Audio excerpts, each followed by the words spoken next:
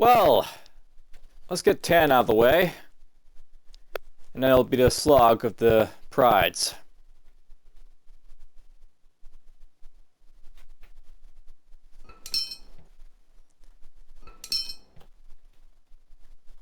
What does he say? How may I be a service, good giant? Yes, I'm a good giant. Me ogre, me big, me giant.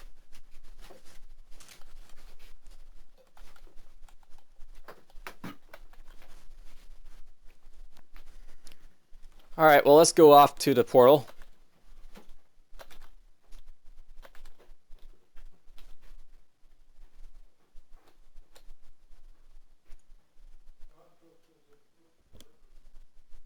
It felt nothing like a previous use of the orb in many ways. Tannen must have switched the orb out for a fake.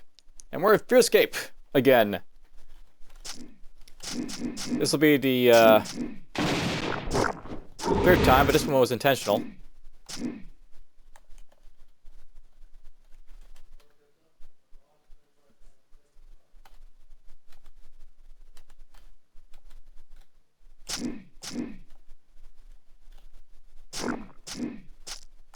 Into the darkness.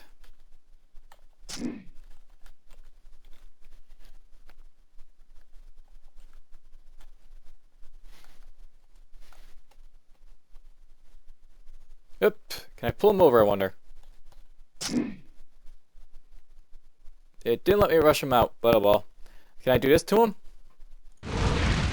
Oh, look at that. I can jump over to this guy. Nice.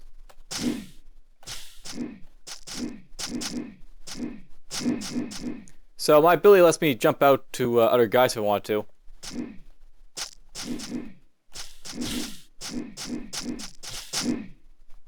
I am taking a beating. So much acid. Acid everywhere.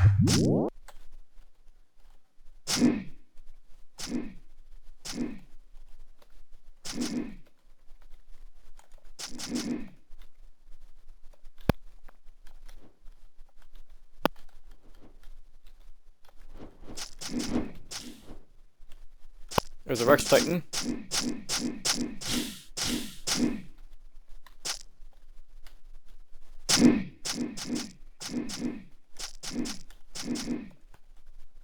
So far, nothing really to worry about.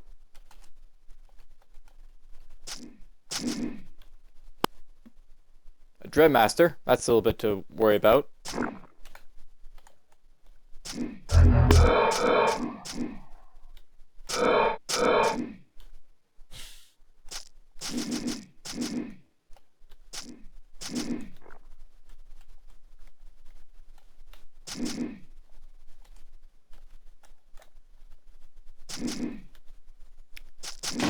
There he is, the annoying imp. Of course, the annoying imp is not going to be too annoying because of the fact that I can basically jump on him. Yoink. Lock him down.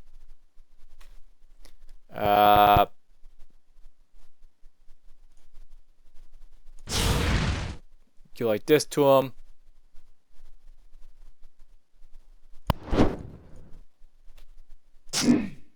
Boink. Of course, he's got that stupid, you know, element of lightning going for him, so that's a bit annoying.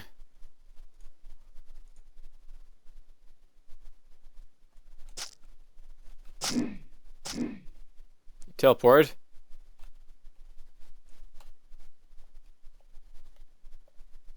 There he is. Up, you teleport again. Get over here. As the annoying falls, the portal appears on its corpse.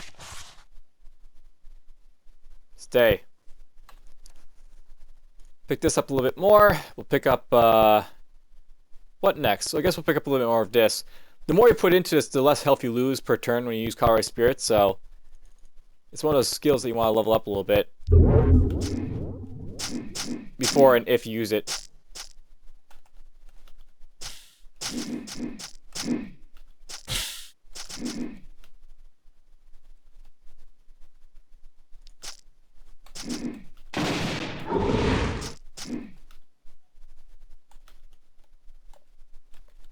Nowhere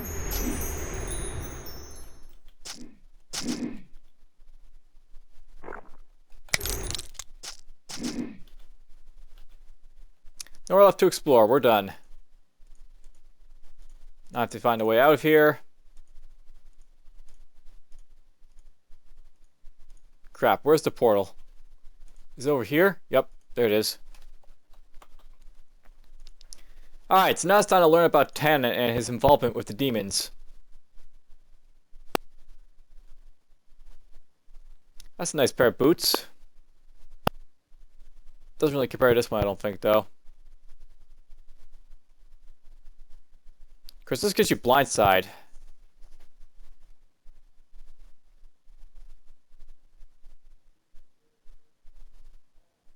Nah, well, we'll stick to rush.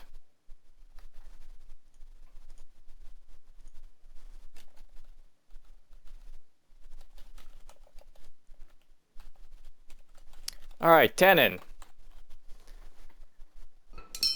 So the story of Tannen.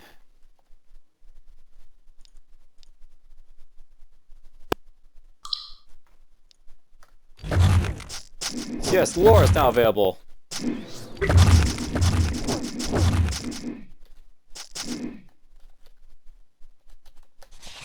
And here it is. Welcome to your cell. A note to the adventurer. I am truly sorry about this. Had circumstances been different, we could have been allies. My weapons and magic letting you fight the hordes of threats to Maj'Eyal. As it stands, however, your continued existence is highly inconvenient to me. See, my funding comes from the merchants of Last Hope, who want a functioning portal and will stop paying once they have one. Furthermore, my portal research has proved to be very useful cover story for the other experiments I'm conducting here. Now that you've gotten a portal working and will want to use it in full view of the city, I am out of a job, and there is so much more knowledge for me to find. The medical applications of necromancy for one. The only other source of data on the subject went missing shortly after her husband's death, and everyone else has a ziggurat like Fever against the idea of using the magic baseline in any way whatsoever. Also, selective drake breeding programs, experiments on Zelons to shatter their anti-magic barriers, studying demons to learn more about their altered biologies, and steal that magic for our own militaries.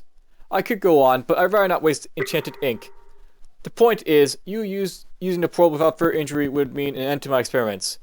Ideally, you need to disappear, but if you were to emerge from my basement, wounded and raving with wild eyes about impossible beasts in the basement of my humble tower, well, that just furthered my case that portal needs more research to be used safely, wouldn't it?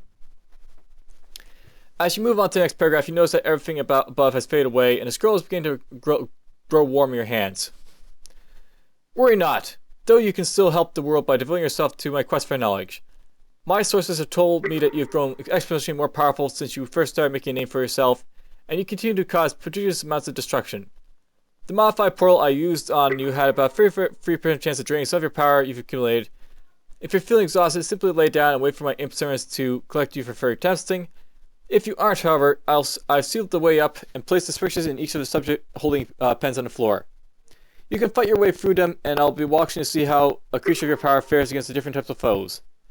I'm sure you'll want to get to the top floor and kill me in revenge, and I encourage you to try. You may die, but the data you provide will be immortal. And if I can have my drill subdue you non-lethally, I'll send you back to the bottom and repeat the experiment with tweaked parameters. We can keep repeating this until I find your breaking point, or figure out what makes you special. At which point you'll be held until I work on a reliable method of controlling your mind. And on the off chance that you do actually manage to kill me, try not to do too much damage to my notes, please. Knowledge and progress are bigger matters than either of us. Don't let your spite doom thousands of lives that could rely on my research in the future. Oh, I can't risk this note getting into anyone else's hands, can I? It's going to catch fire in a few seconds after you're done reading. Please drop it before it does. You have burnt hands isn't part of the experiment. You throw the paper away, and after about 15 seconds it fizzles, then bursts into flame, not even leaving ashes behind. So yes, this is Tannen. He's basically a sort of mad wizard, or not really mad wizard, he's just maniacal.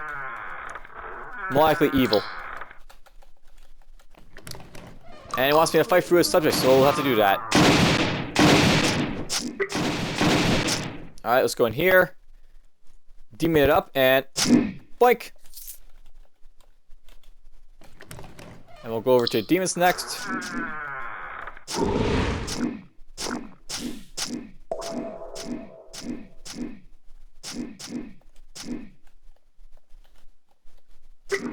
Kill that DFuxa, whatever you want to call it. Alright, they have to come out. Come to me, you stupid dragons.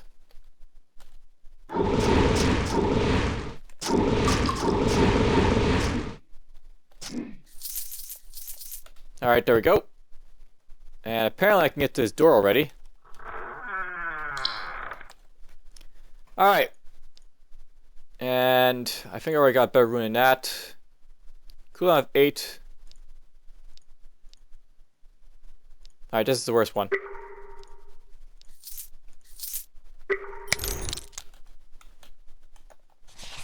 Alright, so personal note. Angolwen is too timid. Too paranoid about repeating mistakes of the past. Too cautious and infuriating non-pragmatic. Too prone to avoiding the little sins, ignoring the big picture. I've told them again and again that our ancestors' mistakes wasn't trying to use the treacherous portals. It was trying to weaponize them before we understood how they worked. Couldn't we have plundered the Nargol facility for more data, or started kidnapping orc scouting parties as experimental subjects? Couldn't we have tried to learn more about the Sheratua before desperation pushed us into blowing up half the world? No, that was forbidden magic, too powerful for mortals to tamper with. Right up until we realized we needed all the power after all. Like a pacifist finally picking up a flint to defend himself only to bash himself in the head with it, our lacking primarily led to catastrophe. My arguments have just gotten me blank stares and an increasing amount of whispering behind my back. Aside from a young couple whose abrupt departure might have been inspired by a particularly passionate rant in response to a lecture on ethics, some of them have resorted to deflecting my arguments, blaming them on my lack of magical power, and saying I've spent too much time working on my drillum. They think they can inspire the world and protect it from danger without getting their hands dirty. The orc invasions prove that. No, they can't, and I fear that if demons ever started arriving in full force, we'll be even more woefully unprepared for it.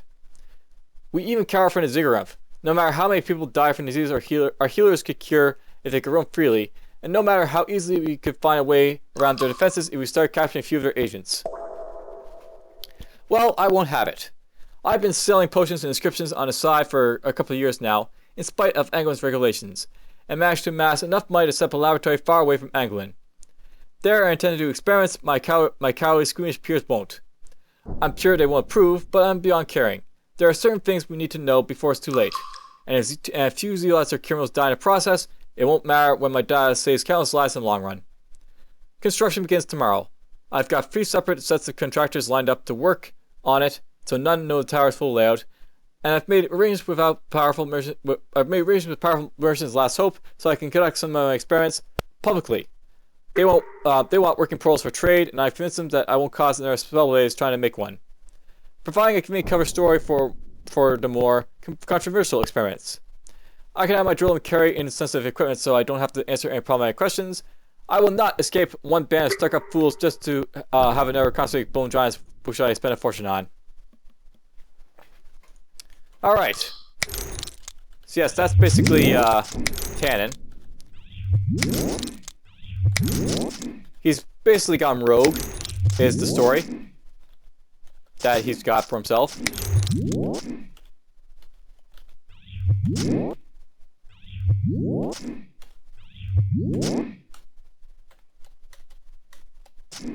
Whoops.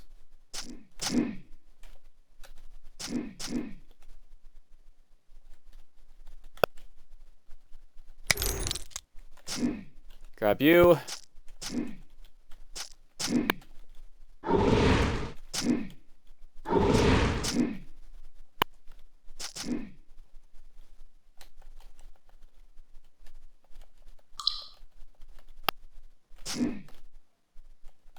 And we'll get through these war imps and just go on.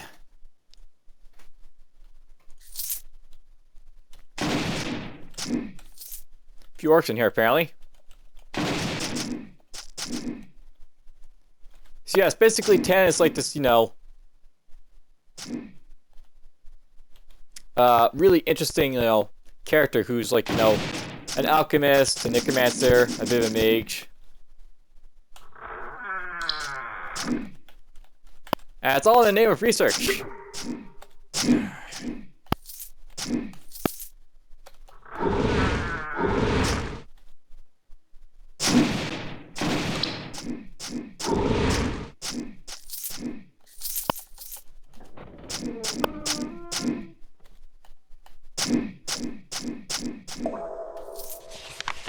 Rogues do it from behind. Alright, personal note 2. Well, that was interesting. Setting up a portal took surprisingly little effort. Conjured replicas of Blood Ruined Affin and Resonating Diamond work perfectly to setting up a portal. As it turns out, even if it burns them out after making just one. This solution won't work for an orb in many ways, given that it shorts out after one use. That means you're trapped on the other side of the portal, so I started working on a more tangible replica. I noticed that most of them were disrupted by some form of interference, maybe echoes from the spellblaze. My latest attempt at a more permanent orb was more of curiosity than anything, an attempt to use those waves as constructive interference to lock onto their source. I tossed the bandit through. My drone's flight and relative silence have proven to be very convenient for securing test subjects. With it tied to him, expecting him to pop into some magical maelstrom, quickly teleport back and probably die of terrible burn wounds, like the last 4. I didn't get the bandit back, I got an imp. My drone grabbed it with its jaws as usual, but I told it to back off as seeing the imp wasn't armed and wasn't even trying to cast any spells. I apologized, treated its wounds, and asked it to explain what happened to my test subject. Apparently the demons have been running their own portal experiments. The test subject was unharmed when he popped up in the laboratory. After the demons questioned him, Boiling Tower was involved, they realized that another inquisitive mind was on the other side, and hoped to communicate possibly trade data with that person. I've managed to make more progress than the demons have. Either I'm a genius, or I've severely overestimated the threat demons pose. I've officially agreed to their deal. They'll supply me with materials, subjects, and what little progress they've made, and in return I'll develop a modified orb that'll give them readings when I used in the portal. Needless to say, the readings are all bogus, and if they actually try to use those readings to make a second portal on their own, it'll blow them to bits. The data they've given me has been very useful. I've used it to construct a second altar from scratch. It still has some links to the demonic realm, but a single teleport with a genuine orb in many ways will recalibrate and cut those off completely. Let me get away scot-free with my knowledge and treasures and prevent the demons from reaching me again. Now I just need to get a genuine orb before the demons catch on. So, note here that basically he was actually sending guys actually 2D imps and the other people on the side of Fearscape. So this is likely how the demons actually managed to capture people. Basically Tannen sent them subjects to basically make use of. So they sent a bandit through. Bandit got turned into a willing subject of the demons. Likely this is what happened to my ogre, but then eventually I broke free, came back, and this is what happened. So yes, Tannen's a bad guy. Or he's not really a bad guy, he's just, kind of sociopathic about how he goes about his, his duties. Alright, so, as you climb up the steps, you see Tannen standing with his drilum reading a scrap of parchment. As he reads, his eyes grow wider and he starts sweating and pacing back and forth. When he reaches the stuff in his pocket, he sees you and jumps back like a startled cat. No, not now. You have no idea what's at stake. He retrieves a fistful of brightly colored flask from his robes, and his drum's eyes start to glow as he springs to life. Metal screeching in an impressive imitation of a roar. So, essentially, Tannen's found out something, and we're gonna have to kill him. We'll bring him over here. I will turn into a demon. I will crush the bastard. And... ah, crap, I got pinned. There we go, he's dead before he gets to do anything. Ugh. Alright, so demon orders. Order to the portal excursion team. This egotistical human has proven to be very valuable. We gave him only a very limited amount of data, and yet he still thinks he has the upper hand, thinking he could trick us by giving us faulty information. No matter, the plans we gave him for a portal altar are feeding their measurements straight to us every time he uses them. Every time he runs an experiment, we get much closer to devising a way to penetrate Yale's shield. Even the data we already have is enough to take us through one at a time, with a prohibitive limitation of creating new orbs in many ways for each prospective invader. Your orders are to play along, keep giving him what he says he wants, More components, more captured realities, more assistance. Above all, let him think he's got the upper hand. Feign ineptitude and never let him on that we're let him know that we're giving that the data he give blah blah blah. Feign ineptitude and never let him know that we know the data he's giving us is false. Compared to what we get in return, it's a bargain. So basically, you know, the demons like were using Tannen, and he only just found out as I basically ran up the thing here. And fortunately for him, now he's dead.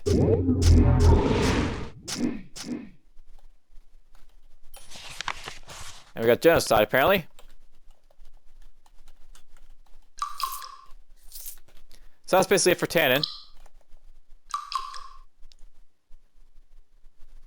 And now we can get back to Anglin and, you know, have fun doing stuff. Yes, Tannen was not exactly friendly. I thank you for your help. Here are your commands. Hand him the diamond and Enterman. And there we go. And before I go, I think I'll check the rune shops and the infusion shop. There's a problem with infusion apparently available for me here if I want to. Infusion of Titan. And we can go over here. And there's nothing I really want. Alright, let's see here.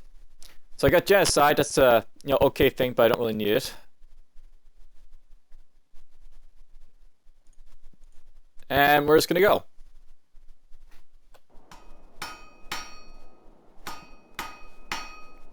Alright, so that's basically it with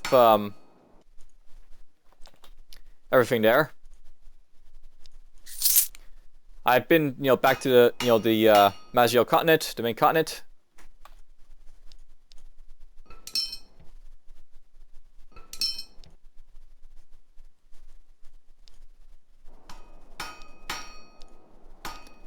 Let's look at this stuff now. So I'll note that I basically have this infusion. I'm trying to boost up my magic to see if it might be worth using it later on if I boost it up enough. Essentially, this will replace my teleportation room when I get to it.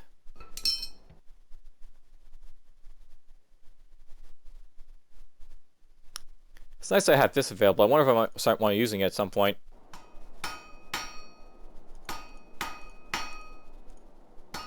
Blah blah. Yes, thank you.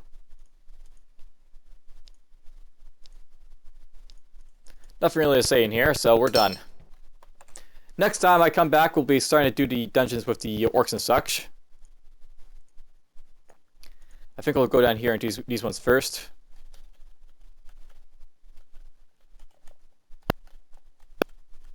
Alright, screw it. We'll do this guy first. Get him out of the way.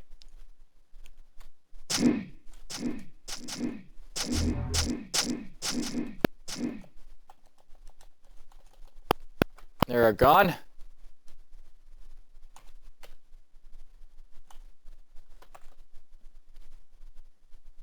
And I'll leave you guys here for next time.